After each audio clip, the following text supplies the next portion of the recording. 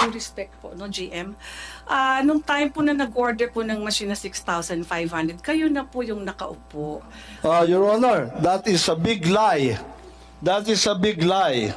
Our records will bear us out. I will have to correct this because this is a very, very big lie.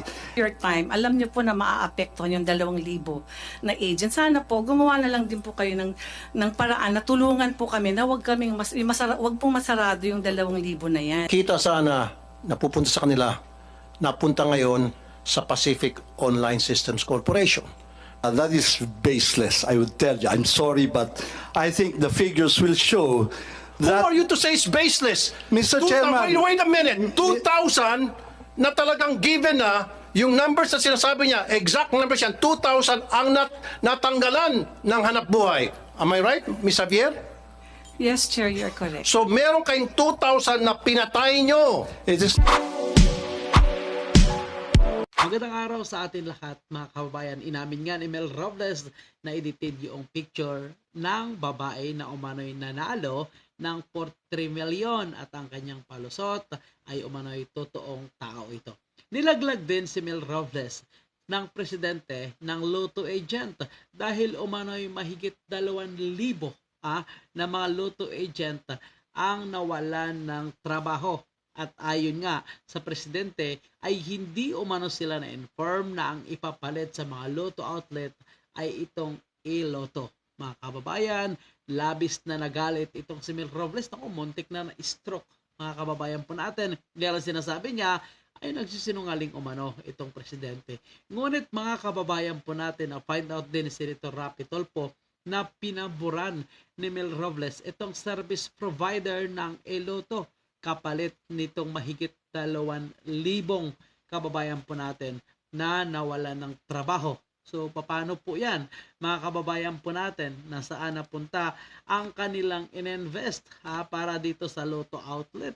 Ang sinasabi nga ng PCSO ay pwede pa umano sila umapply muli. Ngunit, wala umano makinarya. At kaduda-duda mga kababayan po natin dahil may nanalo na rin sa umano'y tumaya dito sa e-Lotto. Magkano na panalunan? Mga kababayan po natin, 698 million. I've been marking Javier, if I'm not mistaken, presidente ho kayo ng mga Lotto agents. Yes. Were you consulted? Yes, Chair. Nasarado na po yung 2,000 na outlets po. Ano po? Nasarado na po. Ano yung sabi po na sarado? There are 2,000 Lotto outlets na nasarado na po dahil nabigyan na po ng termination noong October 16. 2,000. I mean, nag-start po yung 300 tas yung remaining pong 1,600 So ilan po lahat ang nasarado? 2,000 po as a 2,000. Ano pong binigay na reason bakit po sinara po yung 2,000 na Lotto outlets? Wala pong machine daw. Wala nang machine. Yun lang pong binigay na reason. Pero were you consulted na nainformahan po kayo na magkakaroon kami ng e-Lotto Hindi po. na posible maapektuhan ang ilan sa inyo o marami sa inyo? To my understanding, Chair, with the previous administration, they had plans of having that. Parang pag-aaralan pa po. We were just surprised na ang bilis-bilis lang po siyang na. So yung previous administration, before Mr. Robles became the general manager, so meron na kayong narinig na plano. May plano po. But you, Na- pero nakonsulta kayo. Opo, alam po namin. Alam nyo. Ang kinagulat nyo na lang, all of a sudden, boom, natuloy na. Opo. Okay. Mr. Robles, you might want to answer. Thank you very much na in-acknowledge you na it's not under my time. Kung nga po ang tatanungin niyo po, it should be 11,000 outlets. Had it been under my watch, Mr. Chairman, hindi ako papayag sa 6,500. No? That is a fact. Hindi po under my watch to, and I even asked my managers, why did you allow? And sila po ay kausap ng GM. I'm surprised why they did not raise that up. They're very close po with the past administration. So, well, it's they have their reasons for not saying it. Tama po sila. Hindi po dapat. But ang trust naman of that administration is to modernize the 25-year-old system. Now, dalawa pa nga na laging nagbe-breakdown. So, tama po kayo. Hindi ho dapat pinasarayan at marami pong nawalan. At even po kami sana, we could be getting more income had the previous administrator not implemented that. When I came, awarded na po yan. May timetable na po ang implementation. Ms. Xavier? To my understanding, kasi I was there during the opening, what is the PCSO then said that they're going to initially order 6,500 because katatapos lang po ng pandemic, hindi po yata kakayanin na ganun kadami yung order nila na machine. So we were just wondering, I mean, with due respect po, no, GM, nung time po na nag-order po ng machine na 6,500, kayo na po yung nakaupo. Your Honor, that is a big lie. That is a big lie. Our records will bear us out. I will have to correct this because this is a very, very big lie. And if she's under oath, Your Honor, she will be in trouble.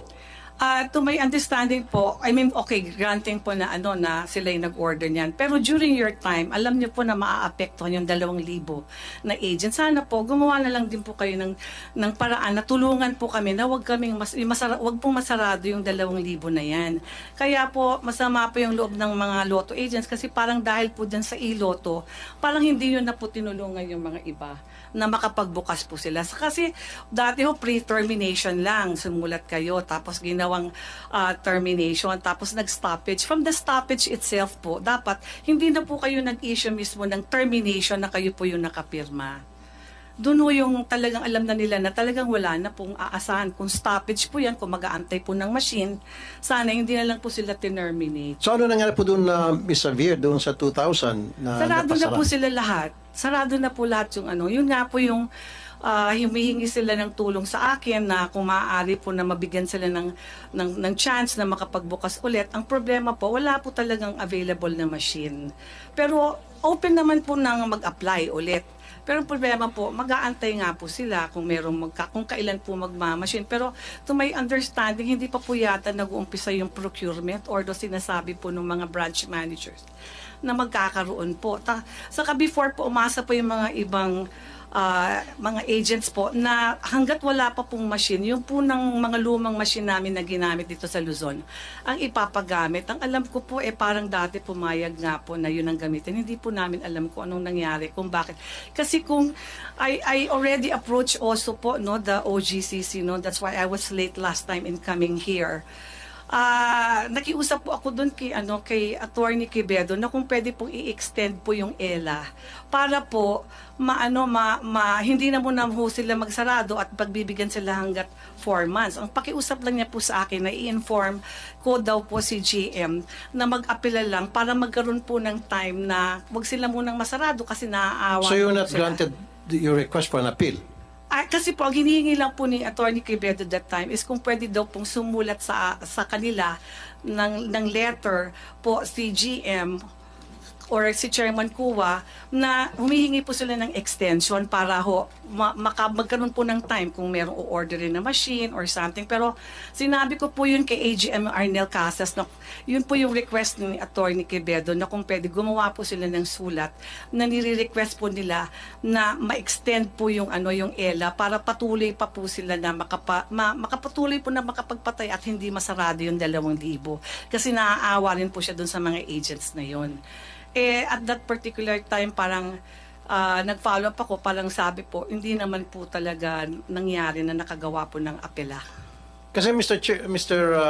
Robles, 2,000 na mga lotto agents, sinibak nyo, tinanggalan nyo sila ng hanap buhay, pinatay nyo in short.